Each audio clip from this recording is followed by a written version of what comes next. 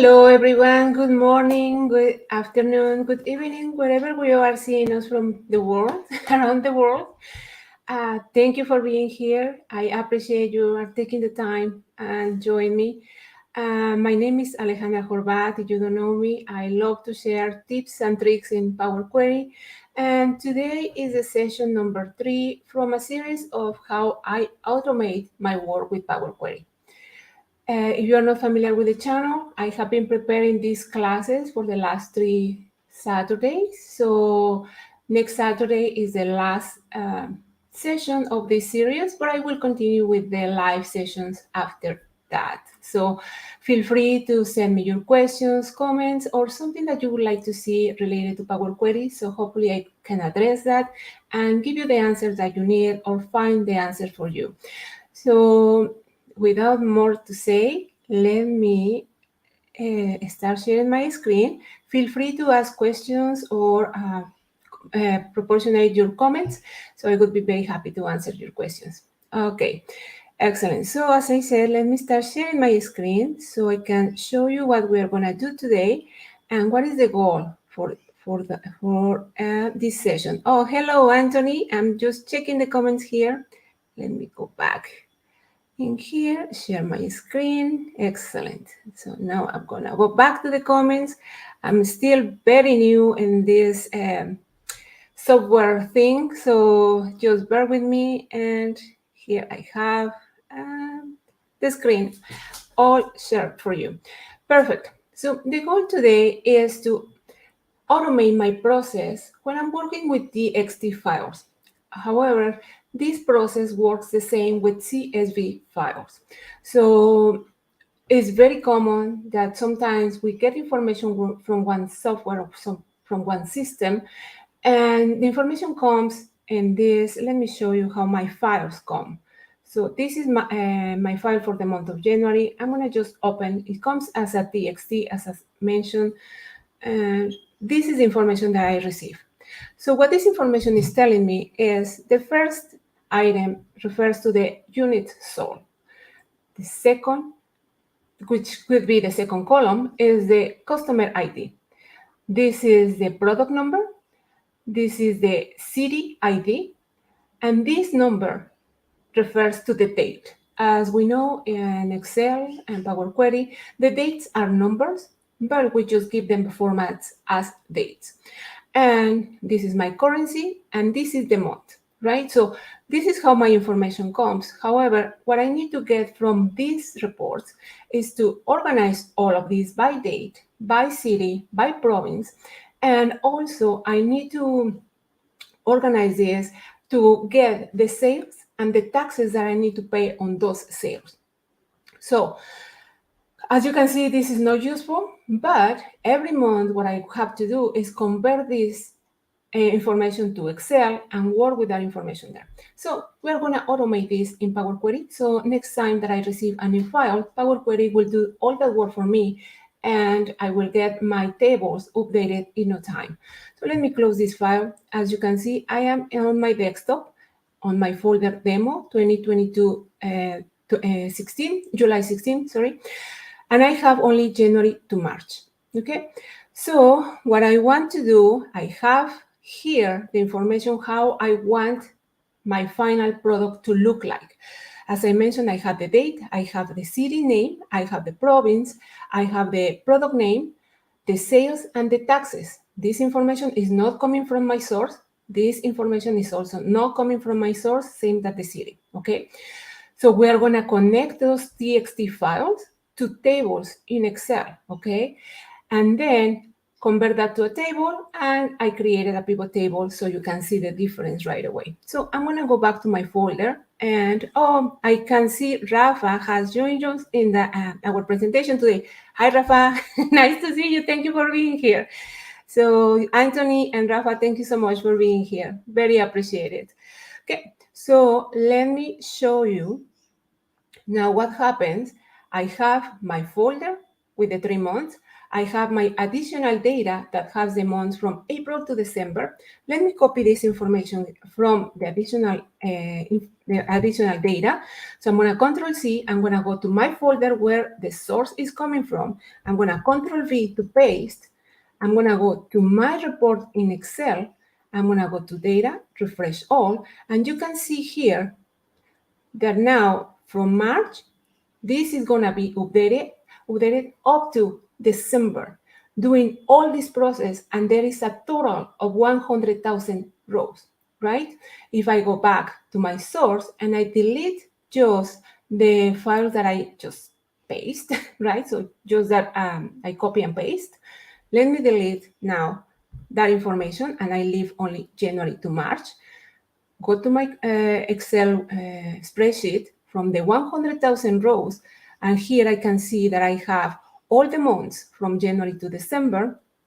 I go to the bottom of my table, and I am in line 100,002, and that is because I have the one blank line, and I have one line with the titles. So I go here, I go back to data, refresh all, and because I remove all the 9 months from my folder, now my data has been updated up to March, and I have only 24,000 rows, and you can see in my table that I have only 3 months. Okay, so that is the goal today. So let's start, and let's start preparing our query. So I can see here in the comments that Rafa is going to be here a few minutes, but he wanted to say hi. So very appreciated. Thank you so much. So let's start with a blank workbook. And here we're going to go to data, get data from file, from folder. The folder where I have this saved is on the desktop, and it is demo 2022 July 16. I'm going to double click there, and I'm going to say open. I can see the list of all the files that I have in that folder, and I left in purpose additional files so you can see how you can filter this information and how you can prevent that files that you don't need are filtered and eliminated from your process in the query. Okay, so I have all these files. What I want to do, I cannot combine because I need to clean this up and I need to work with this information. So I'm gonna go and transform data. So I can filter first and then work with that, transform that information, right? So once I'm here, I can see that the content column has every single file on my folder. I have the names of those files, and I have the extension. The first thing that I'm gonna do, I'm gonna, how can I say this? I want to make sure that every single extension is the same, is uppercase or lowercase, because Power Query is case sensitive. So I'm gonna select the column, right click, and I'm gonna transform. If I find my transform right here, and I want to transform this as uppercase. Now there is a consistency on how these words or these extensions are presented, right? So I want only the uppercases, and I want to keep only the TXT files. If you're working, as I said, with CSV files, the process is the same. So you just need to make sure that you filter by CSV. In my case, it's TXT. So I'm going to select TXT, and I'm going to right click, text filters, equals. So now I have only those files that are the TXT extension. Now I have a problem here. I don't want to bring these two files, solve test 2 and 3. So the way to fix this is I'm going to go to the top of the column, click at the row, and then text filters. And I'm going to say does not begin with, and I don't want that begins with solve, right? So I'm going to say that, and I'm going to purposely say it with lower cases, solve.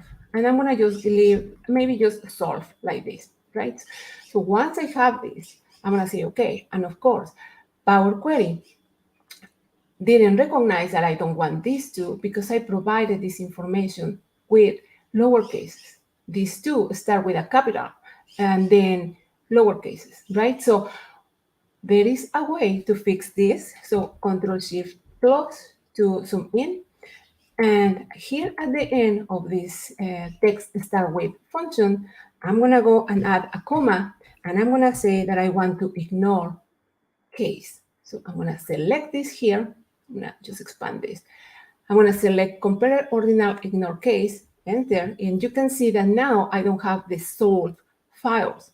I only have the files that I need. Excellent. So another thing that I need to make sure I filter is I'm going to go back here to my name column. I'm going to click at the row and I'm going to say text filter does not begin with, and does not begin with the tilde. So that little wave that goes like on the top sometimes of the end, in, for example, in Spanish, we have that, right? So in Spanish, the letter ñ, it has a wave on the top, right? So that wave or tilde, this tilde, let me see if we can see it a little bit better. This does not begin with that because that means that the file is open. So if the file is open, Power Query will bring the information from the file plus the file that is open, what means that it's going to duplicate that information. So we don't want that. So let's start and filter for that, prevent errors, prevent that someone has the file open, so we don't want to have that issue. Once I have this, let's extract the information from my files, right? So what I'm gonna do, I'm gonna go to Add Column, Custom Column, and here, I'm not gonna keep the column, but anyways, I'm gonna give it a name, let's say My Data. And what I'm gonna bring there is gonna be CSV, because as I mentioned, CSV and TXT is the same process. So I'm gonna say CSV document. I'm gonna open parentheses, and I need to provide the source. Where is this information coming from? Well, where it's coming from is from my column content. So I'm gonna select content from the available columns list that I have on the right. I'm gonna double click there, and I'm gonna close parentheses. I'm gonna say, okay. At the end of my table, now I have the information that is coming from those files. Here we know that this is January because the month comes at the end of each line. So I know that this is January. The next one, if I click at the white space beside the table, I click there and I can see the content of that file. So this is February, and then the next one is March. So my information is coming correctly, let's say. And let me just rename my steps because that is very helpful later on. So even if I don't change the name that Power Query created for me, I like to remove the spaces because that makes my code cleaner. So here in the filter rows, I filter, and that was extension. My second filter was to filter sold. And my last filter was open files. Perfect.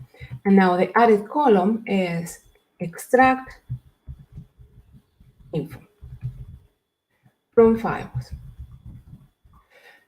Perfect. So really the only information that I need is the information that is coming from this column, right? So I just need to keep that. I'm gonna click at that column, right click, and remove other columns.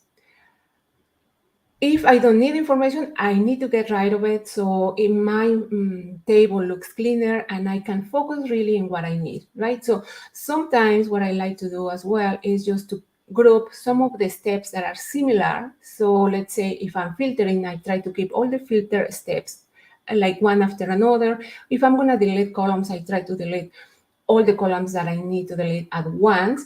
But sometimes that creates that I keep some columns that I don't need for several steps. So in this case, for the purposes of this presentation, I'm going to try to clean as soon as possible so you can just focus on the columns that we're going to work on, okay? So I have removed other columns. I'm going to rename this step as well. And I'm going to say keep my data only.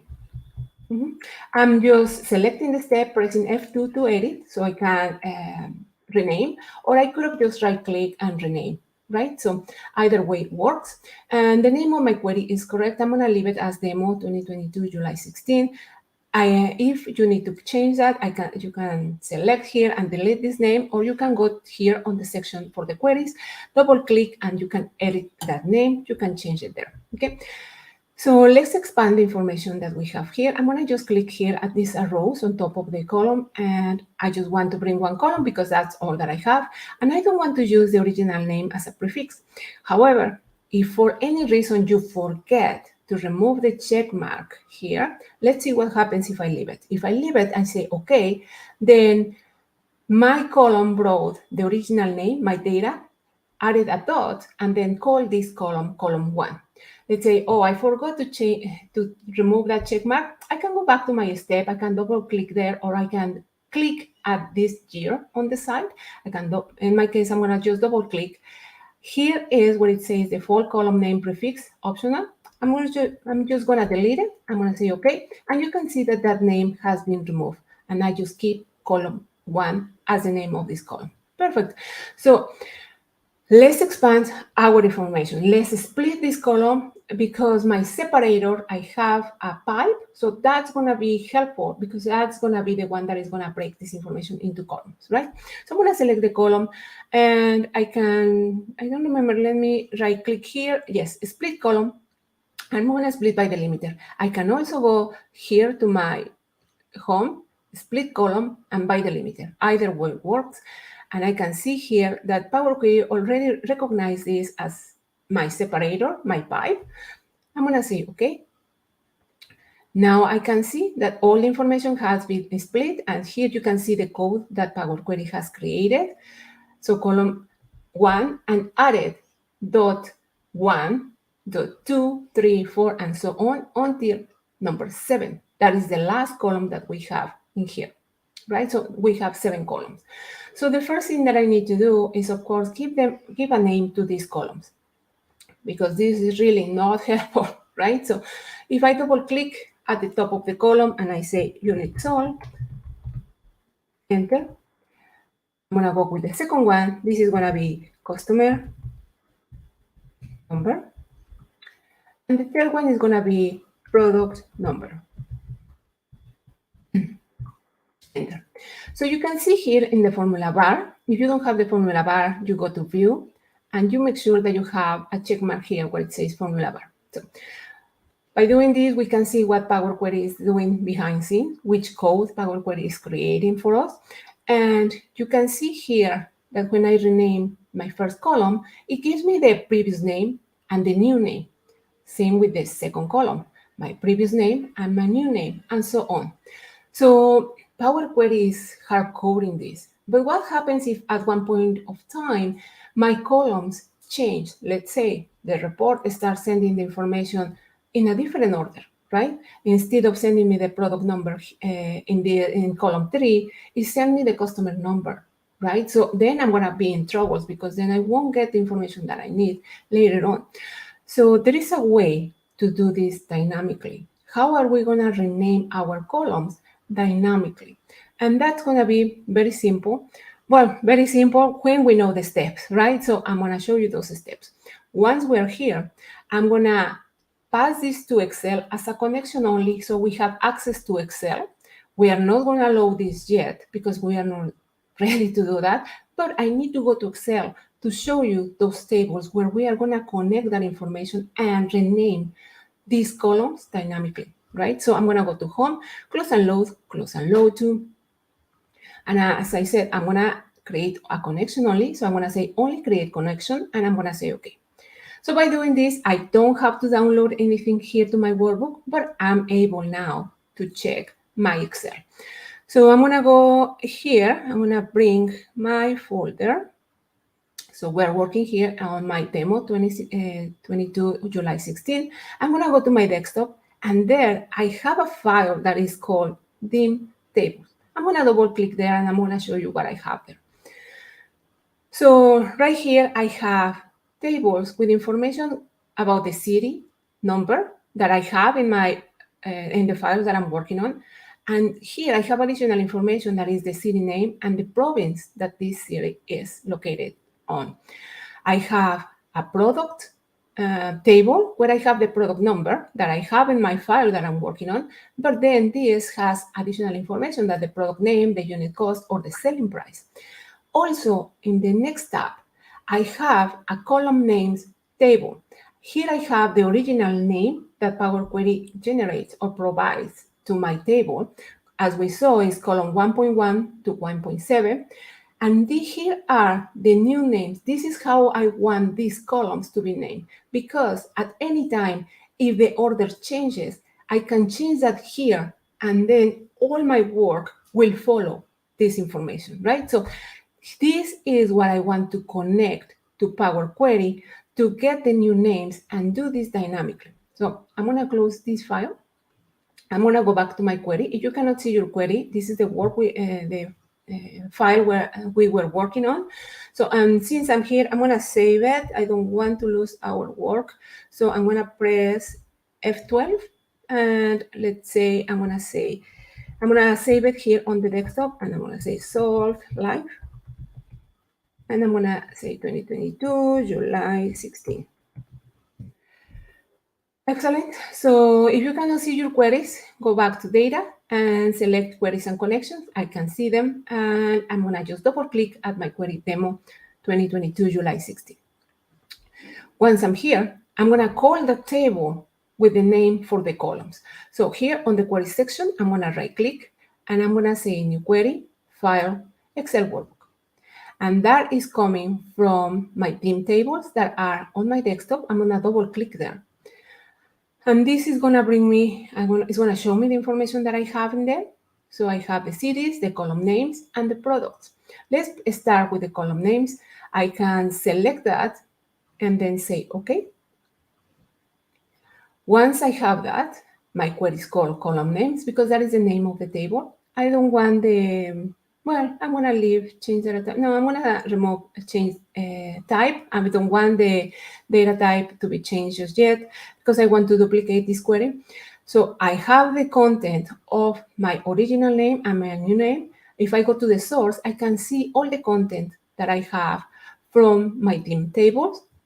And for that reason, I'm going to duplicate this query twice so I can get the table for the products and the cities because we're going to need it later on. Okay, so I'm going to go here, actually here on the queries section, I'm going to right click and I'm going to duplicate.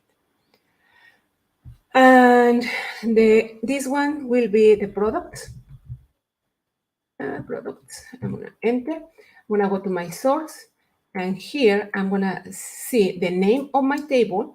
Right here, I'm going to click there. If I go to the bottom, Control-Shift+ to make it a little, to zoom in. And then I'm going to select that name, Control-C, just to make sure that I'm not going to have any issues typing that name. And here, instead of selecting the column names table, I'm going to switch. I'm going to delete that, and I'm going to Control-V to call for the product table. Now I have the content of that table here. Let's duplicate this one. Oh, and it changed the type again. I don't want that. So I'm going to duplicate now the products, or I can duplicate the column names. Doesn't matter. So, and in here, this is going to be called cities. And I'm going to do the same. I'm going to go to the source. I'm going to see the name of the table, cities. I'm going to select it here at the bottom, Control-C. I'm going to go to navigation, and the name, instead of column names, will be cities. I'm going to go to the end of the main formula, and I'm going to enter. Now I have the content of my series. I can leave the change type, or I can remove it. Doesn't matter. I believe it's not going to give us issues later on. So now I have the information ready to dynamically connect with my main query, right? So I'm going to go here to my main query, and here I notice that Power Query changed my data type here. And let me see if I need that. And actually this time, I'm going to leave it because I need, well, let me remove it. And I'm going to show you why I need to do it earlier in the process after I rename the columns, okay? So once I have this information, rename columns, and I'm going to just remove the space between rename and columns. And here I'm going to just remove the spaces. Excellent. And with my column right here, and I'm just pressing F2 to edit. Perfect. So here, instead of having this hard-coded list, so for Power Query, this is list inside of list of a list, right? So the curly brackets mean that that is a list. So I'm gonna actually Shift Enter to go down, And you can see that there is a curly bracket at the beginning, and then I have one list that is the column, the old name and the new name, another list for the second column, and so on. At the end, Shift Enter and Shift Enter. So you can see that these two match each other, and that means that that is a list, and these three lists are inside of that list, right? So we're going to try to mimic this in my column names table. So I'm going to go there, and now how am I going to do that? I need only columns of two items, old name and new name, old name and new name. So the easiest way to do that, I'm going to go to transform, transpose, and now I have what I need. I have a table with columns that are presenting that information as I need it. However, I need to provide to my query, I'm going to go back, I need to provide lists, and these are not lists yet. But there is a function that we can use to convert this to list, right? So what I want that this becomes the beginning column, then it's kind of comma, and then the unit sold becomes the second item, right? So column 1.1, comma, unit sold. Column 1.2, comma, customer number, right? So I'm trying to mimic that. So once I have this, I can create a new step, or I can just work on the formula bar, and I'm going to call table to columns. I'm going to convert this to columns. I'm going to open parentheses, and I need to provide a table. The table is here already, right? So I'm going to go to the end, and I'm going to add my ending parentheses, and I'm going to say enter. By doing this, I have my list here. Right, perfect. That's exactly what I want. So this is going to become the list that I need to provide here. So by saying that, then let me delete all of this information. I don't need to provide the curly brackets because the information is coming as a list already. So I don't need to tell Power Query that that convert to a list. No, it's coming from a list. So I don't need the curly brackets, and I'm going to say column names. It's here already. And let me bring the ending parentheses. If I say enter, now you can see we originally had only three columns that were which rename those columns, right? So, and now that I brought my list with the column names, you can see that all the columns have the new names. So that is fantastic. That's so helpful because it really allows us to dynamically change these names. Perfect. So once I'm here, now I can connect my table with my product and my series. So the first thing that I need to do now is to change the data type because I need to make sure that I bring the information correctly. And for example, I will need to multiply what is my unit sold by the selling cost, by the selling price, sorry. So I need to make sure that these are going to be numbers, right? So, and I need to make sure that this is going to be a date. I don't want text. I want a date. So since I'm here, I'm going to select one column, Control A to select the whole table. I'm going to go to transform, and I'm going to say detect data type. I have detected this information correctly for the most part, except for the date. So the date came as a number. And I know it's a number, but I need that Power Query recognize it as a date. Unfortunately, if I try to modify that here, and I say date, I'm going to click there, and if I say it's going to be date, if I want to replace what is there, it's going to give me an error.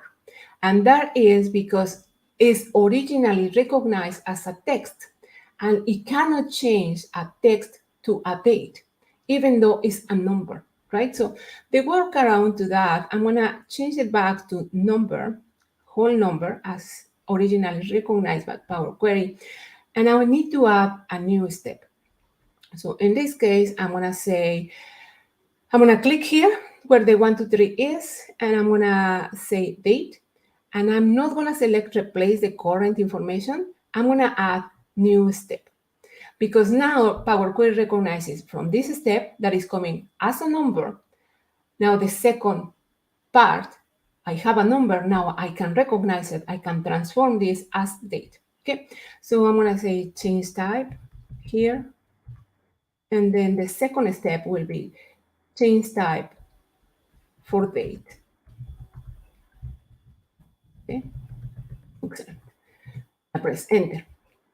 So now this has been recognized properly. Everything else is fine. So let's start connecting our tables, right? So now that I'm here, I don't need I need the product number because I need that for the connection. I need the city ID. I don't need the customer number. And I don't need the month because I already have the date, right? So I'm gonna select the customer number column, press and hold the control key, and I'm gonna select month. I'm gonna press delete. So I just keep the columns that I really need. So let's merge our information with the product so I can bring what I need, the name and the selling price. So I'm gonna right click here on the query section, new query, combine, and merge queries as new. I could have done that as well on my ribbon, but in this case, I'm here. I'm gonna show you later on how we can do that as well in the ribbon. So I'm gonna select merge queries as new. And my first query will be my main query, that is my demo 2022 July 16. And my second query, let's start with the product. So I'm gonna select product. What is the column that is gonna connect this information? My column will be product number. So in here, I'm gonna say product number here from my main query, and from the product query, I'm gonna select product number. I can see that I have 24,652 items that are fully matching. I'm gonna say, okay. So this alone saves us over 26,000 formulas that could be VLOOKUP, XLOOKUP, or index and match, right? So it saves us 26,000 formulas. But you saw that when we have the full year, we are talking about 100,000 rows. So that would be, in this specific example, up to 100,000 formulas that we are not processing in Excel. That is a big save of time in processing the information, and for us to making sure that all the formulas are working correctly, right? So that is a big win. And we are going to do the same process with the series. So we are talking about up to 200,000 formulas that we are not going to be using just because Power Query is helping us to do that. So since I'm here on the query section, I'm going to double click on merge one, and I'm going to say demo merged. So I know that is the query that I'm going to be bringing to Excel, and that will be the final query to say, right? So now that I merge that, I can see that at the end, I have an additional column with information from the products table. If I click at the white space beside the table, I can see that this specific item is the product 2, and this is the name, this is the unit cost, and this is the selling price. That is for every single line, right? So now let's bring the information from the series as well. I'm gonna be on my demo merge query, and now I'm gonna go to home. Here is where I can also merge queries, and this time I don't want a new one. I want to work on this existing one. So I'm gonna click here at the row, and I'm gonna select merge queries. No merge queries as new, but just merge queries. I'm gonna click there. And my main query, demo merge, is on the top. And at the bottom, I want to bring series. The connection between these two tables will be city ID and city number. So it's something very important when we bring dimensional tables or reference table or lookup tables, is that the items on this, for example, cities or product table, the products are not duplicated. They are unique. And in this case, the city numbers are unique. So we can make that connection, right? So the query where I'm getting all the information from, that it was my txt files, those are fact tables. Those have all the transactions, and they can have several lines with the same product number or with the same city number. But in this case, when we are talking about dim tables, those lookup tables where we are going to reference that information from, those ones, like cities, must have unique items. Once I connect these two, I can see that the 24,000, oh, sorry, it was 24,000. I was saying 26,000. So 24,652 lines have been connected. I have been recognized or have a match, right? So I'm going to say, okay. And now you see that I have an additional column with cities. And here, if I click at the white space beside the table, I can see that that city brings, or this line is bringing the city name and the province in addition to the city number, right? So, and that is for every single line. Excellent.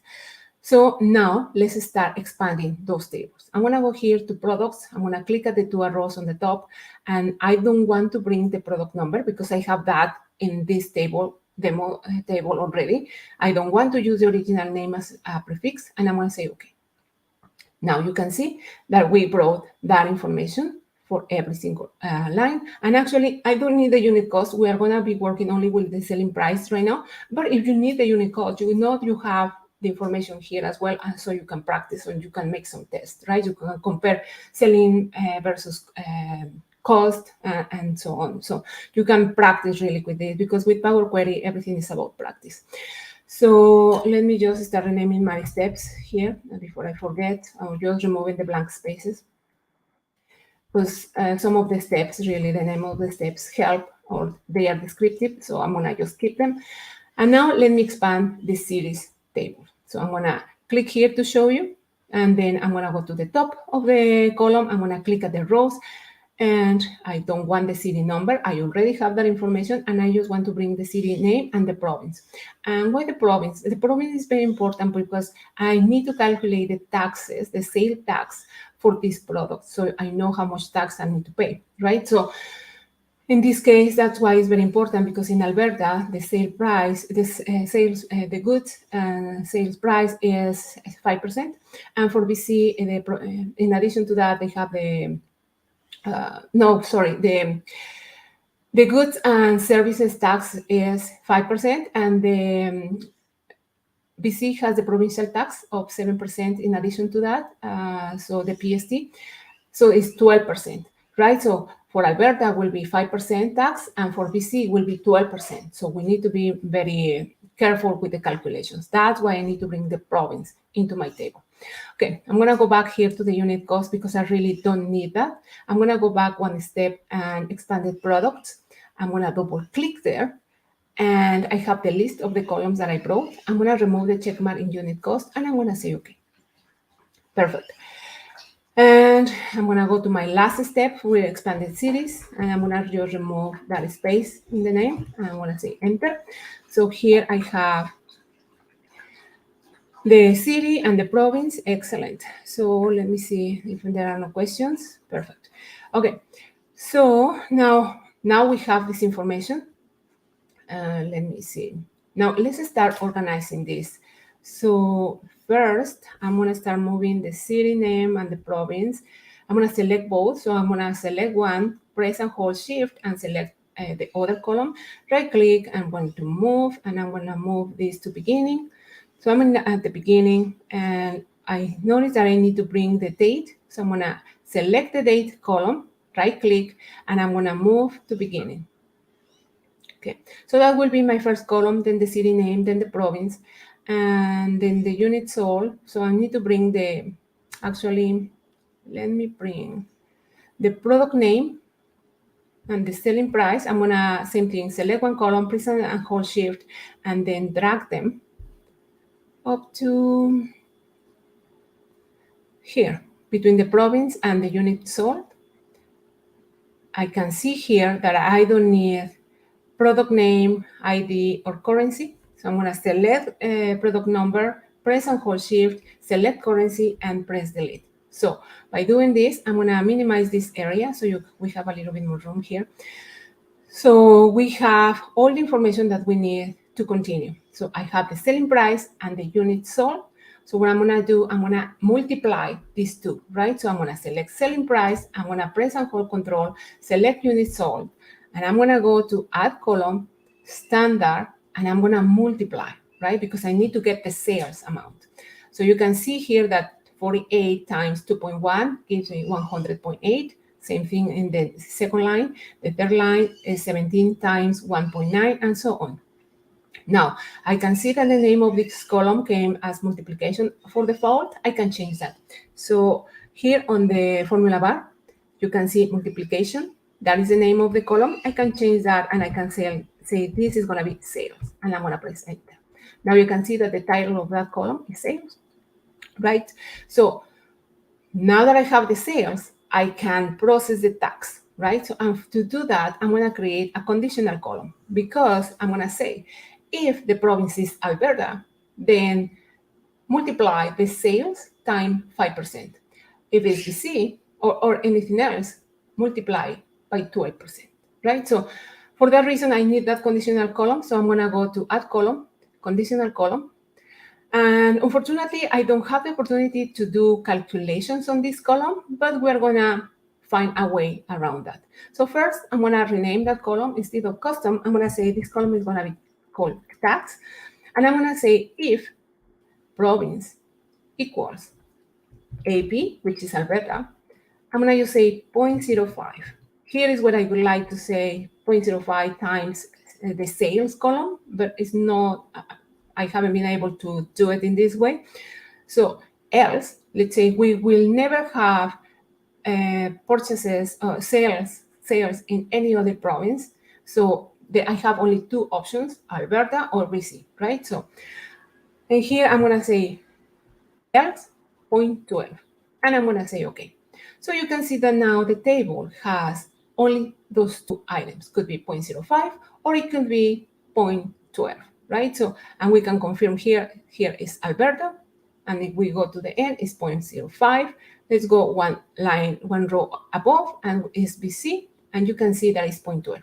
Excellent. Now let's work this on the formula bar. So I'm gonna press Shift Enter just before the if. So if province equals Alberta, Shift Enter here just before the T on the then, and then I'm gonna move down the else. So then, if the province is Alberta, then I'm gonna say, bring me the column sales and multiply by 0.05. Else, bring me sales and multiply by 12%, right? And I'm gonna press enter. Now we have the information updated right here. And we can see that the formula is doing the calculations correctly because the first line comes from Alberta and the second line comes from BC. So the first line is 100.8, it has 5.04. And the second one, it has the 12. So it's multiplying correctly 5% and 12%, right? I have this information. I don't need the unit sold or the selling price. I'm going to select both columns and I'm going to delete them. So I just need the sales and the tax. That's all that I need. Excellent. So now I have this information ready to go to Excel, right? So I'm going to go to Home, Close and Load too. And I'm going to pass this information as a connection only. So I'm going to say only create connection, and I'm going to say OK. So here, demo merged is the query that we have been working on. I'm going to right click there and I'm going to say load to, and I'm going to load this as a table. I'm going to load it in the existing worksheet, and I want to move it here to B2, and I'm going to say okay. So I have a little bit of blank space. It doesn't look as busy. And you can see that we have 24,652 rows. This table might not tell you too much, right? Because there are just too many lines and it's very hard to identify. But I wanted to show you how organized the information is coming in comparison with our original data that came. Let me see, what is our data? Let's say if for January, this is how we receive the information, right? So from here, we came all the way to this organized table, right?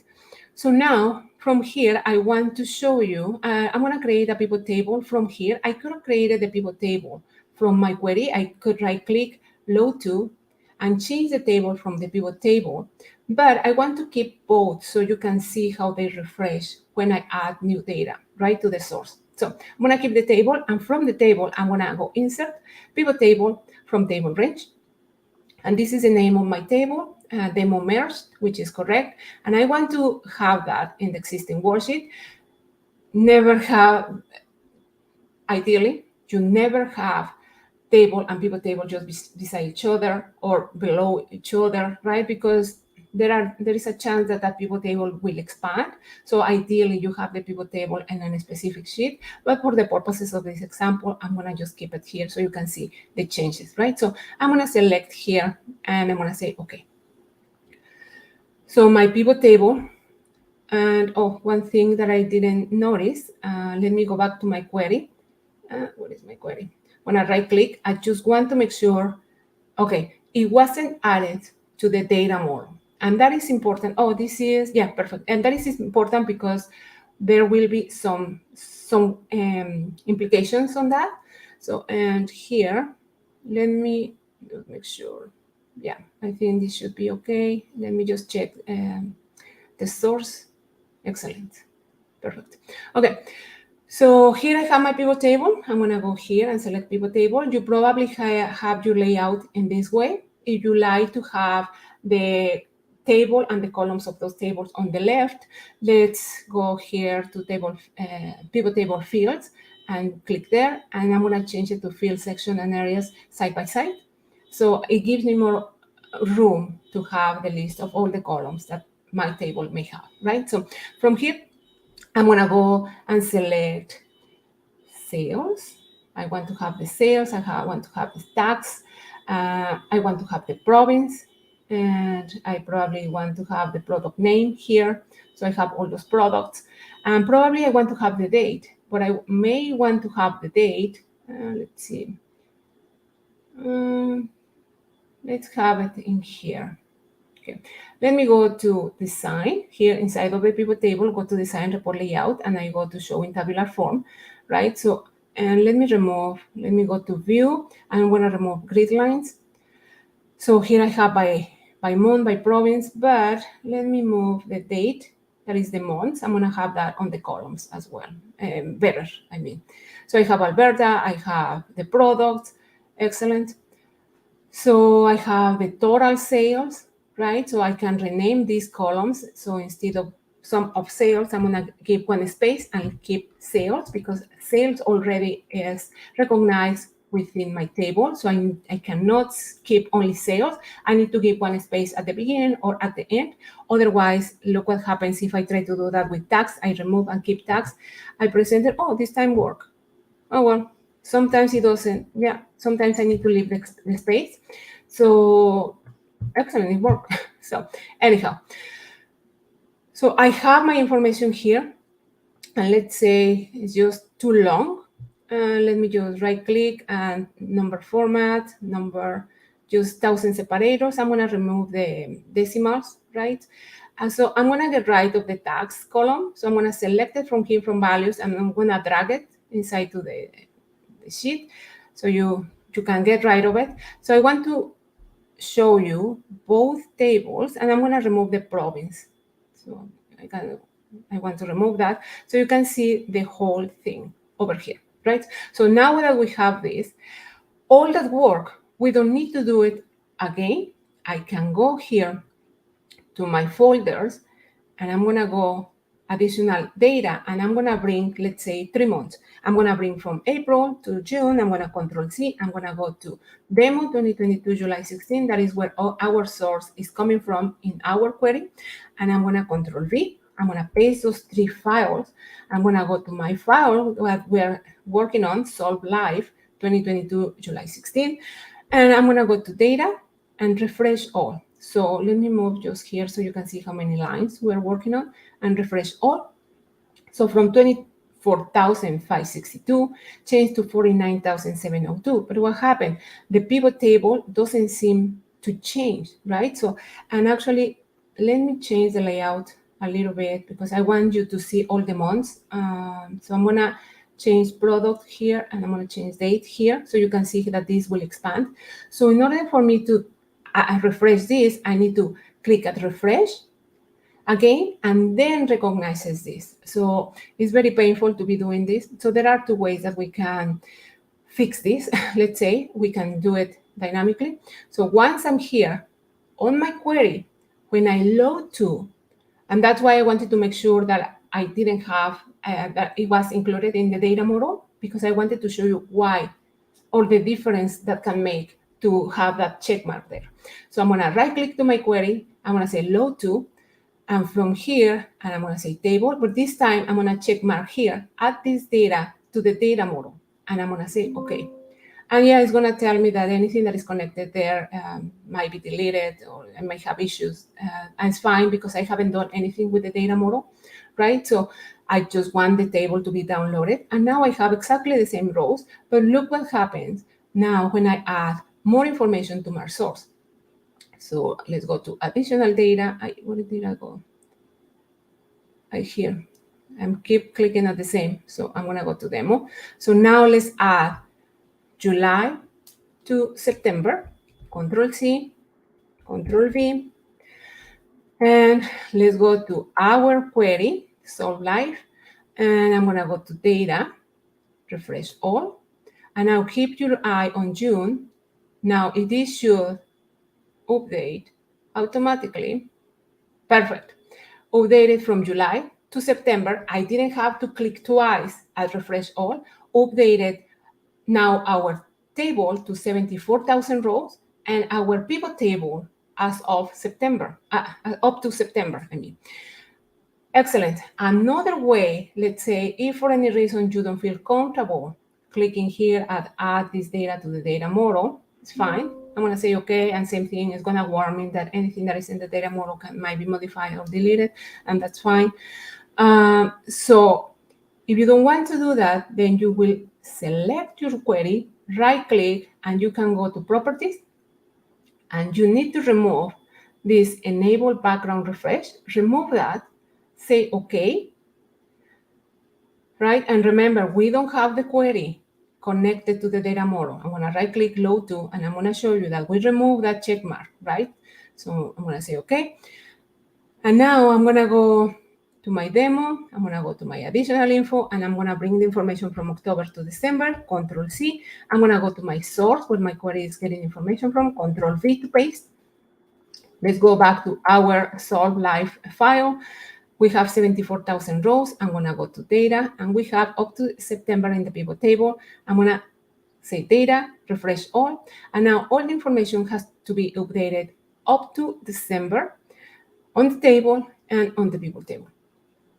And here we have the months of October to December, and now our table has 100,000 rows. Okay, so you can see that this takes no time to be updated. We can grab all the information that is coming from all our files and do that process for us every single new file.